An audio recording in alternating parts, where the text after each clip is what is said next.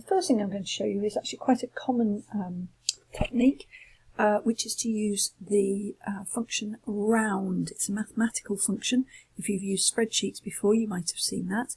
And what it does is, if you are using a decimal number, it will try naturally to tell you the whole of the decimal number, as many decimal places as it can go.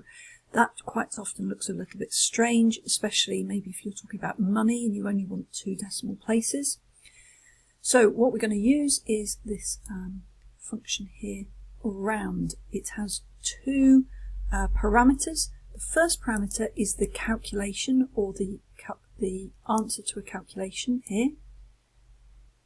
And the second parameter is how many decimal places you want to make it. So I've put 2.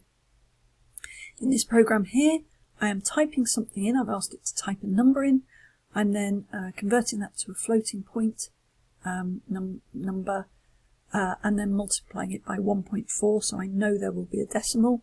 I'm putting that into a variable called thing_out1, and then the next line, this line that we're interested in, I'm putting that thing_out1 into round, and what will happen is it will become it will only have 2 decimal places.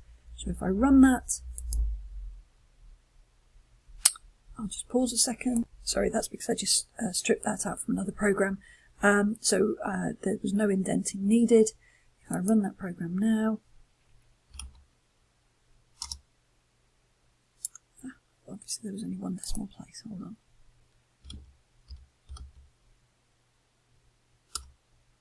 Okay, now if I just change that and make that to 5 decimal places, for example. 5, 6.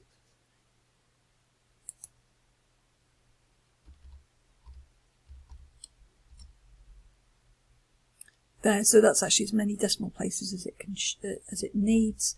Let me try one more time with another number, see if I can.